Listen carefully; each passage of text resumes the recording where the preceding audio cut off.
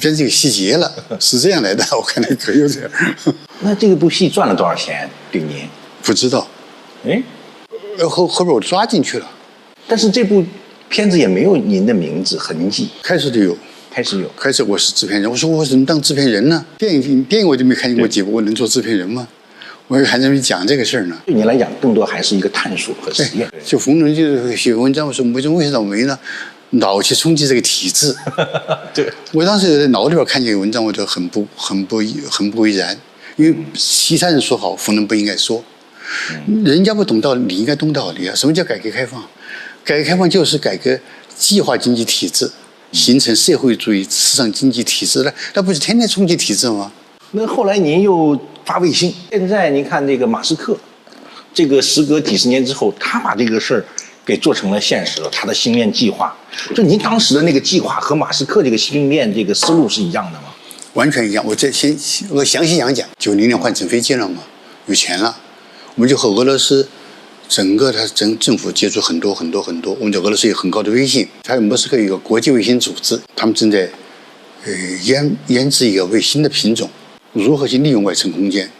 因为我不懂这个事儿，这个常识我有。既然他找我们，他俄罗斯你要怎么会找一个中国的民营企业和他合作呢？对，就看见我们的飞机做的很实在，对俄罗斯信誉很好，不像中国人，很多人中国人骂我，他们当时也需要资金，我就投卫星，是这样干起来的。好，我进入卫星领域，学习嘛，我什么都不懂。高轨道卫星3.6万公里，是俄罗斯主权，它一个斤都可以放2颗。下边还有一个低轨道卫星，250公里到300公里，全世界放3颗就够了。因为以前和比尔盖茨商量过这个叹息的感觉，而不是。我刚才说了一句话，成功不必在我。还有，我们全世界80亿人呢，何必非要中国人完成呢？我这样。那您后来又做芯片，您再给我们讲讲这个芯片这件事情。95年就登陆华尔街，在华尔街办了公司。美国人那会儿正好是信息产业开始的时候，对，我去带了2颗卫星。哎呀，这个我受宠若惊。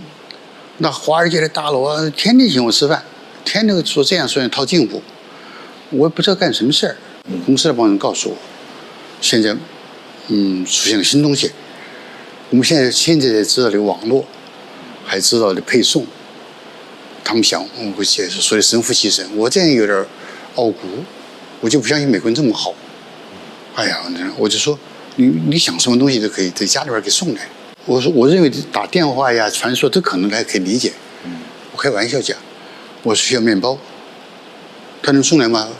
他有专门配送的那个体系呀。当时我接触这个事儿，哎呀，这个世界发生重大变化了。他们想我的卫星租给他们上市，还给我6亿美元，我就知道这个事儿了，要进入一个新的时代，所以我就扭头回北京，就学嘛。在那个时间很贵了啊，每年60万块钱租金，它每1秒钟、每时每刻就在滚动2000条全世界各地发生的信息，我也不知道有什么用。再买了80台计算机，不管谁，包括服务员，就有一台计算机。当时网线很窄，对，只要256K。对，那个电信局还给我们特别优惠，我们签了一个企业中国第一条专用线。这个过程中，我就知道芯片的重要了。我认识一个朋友，应该是个前辈，他的儿子现在很有名的刘大力，多斯公司的总经理。他儿子从美国回来了，做芯片的，就这个事儿，从开始的，叫我帮他。他的确发明了新东西，找我投资。当时我们公司已经很困难了，97年很困难了。对，那个时候就已经是围剿我来了，对，已经很困难了。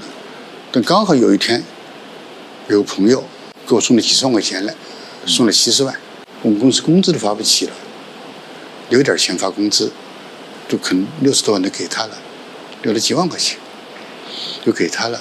所以投资芯片就是这个事儿，这个事儿成功了。95年啊，94年，还获得了国家科学进步2等奖。这是给的还是投资的？投资啊，投资。哎，我投资也没协议，你拿去花吧。没有协议。您投很多公司都没有协议。朋友。刚才我最早问您，您说您是商人，但是商人不就讲契约吗？我们现在不是有风投嘛？对，但分头那个协议就写得很复杂呀。是啊，我就看不惯那个复杂，我看不惯这个复杂。其实你再复杂，我也可以规避你，我不赔你钱，我也可以做得到。所以我的全国的人民在找穆宗拿钱很容易。那后来您又做了一个很大的事儿，就是发展满洲里。穆老，您要建一个城，不是我建个城，我发现了机会，把东西运到俄罗斯去，从铁路啊到积压，公铁分流。铁路运不完，修了公路。我们修中国这边，中国这边没钱是我们投资修的钱，修了海关，修了高速公路过去了。满洲里没给我钱，现在没给钱，结果让我收30年的钱。这评价又和一项体育运动又结合到一起了，空手道。很多人都说您是空手道大师。是，武侠小说里边的最高段位是空手道。他叫空手夺白刃，因为小说里面乾坤大挪移嘛，对，连功夫都挪过来，对，是你的为我所用。为什么要去拼实力呢？做个大刀、长矛，练18般功夫，练好多年，那不傻吗？比武是自胜为目标，不是展示武器为目标，目标不一致。但您像您，假如说您要是对这个空手道这件事情做一个段位来讲，您能是几段？我起码9段啊9段啊。对。而为什么您总操心这个国家大事呢？对您本人意味着什么呀？5000年来的中华文明，有无数这样的人。一个民族总有些这样的人，总有些这样的人。那您认为这个时代了解你吗？我何必要向这个时代了解我呢？有没有还可以不还？和我听我讲的是，你既然想成功，肯定我考察你很久了，也生活很久了，你不会要去吃喝嫖赌去了。对，然后我就拿100万块钱给你吧，我不管你了。你管你的话，你就把你的思维限定了，把你思维限定了。第一个，干成了。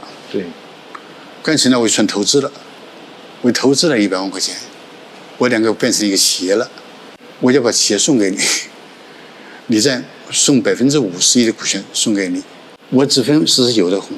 你占大股啊，你可能我要放弃发言权，就放弃股东权利，只保留分红权。只分红权。关键是第2种情况是我创造的，亏损了，我没权利找你还，永远不能还，永远可以不还我，就永远都可以不用还，永远不还我，就反正理论上欠我的钱。100万块钱，那这个关系怎么界定呢？就是说，那我确实拿了你100万呢。是啊，你就欠我100万块钱，但是我有规定，我永远不能找你还，还不能到处说你欠我的钱。但这是我的心理负担呀。就对了，就刚好就需要这句话。你是个心理负担。中国人这个事儿，特别中国人，欠了钱是念书的事儿，借了饭票没还他，睡觉都睡不着。他这个人会怎么干呢？他会又找另外一个人投资，一直干到成功为止。好，他成功了不再还我。好，还有2种情况，他不成功，永远他死了，我就投资失败100万块钱。那如果时空可以穿梭，您最想在哪个时代？就现在这个时代，现在最好。刚才我们在交流过程中，似乎你也没有特别在意这个时代的人有没有理解你。或者这大家指的是谁？我就对不起周围的人，很多事儿我也没法解决。您生命中最重要的人是谁？我母亲。母亲不是没文化吗？身体力行，如何在最困难的时候，她还坚持活下去，还坚持尽可能照顾我，那种深层次的爱。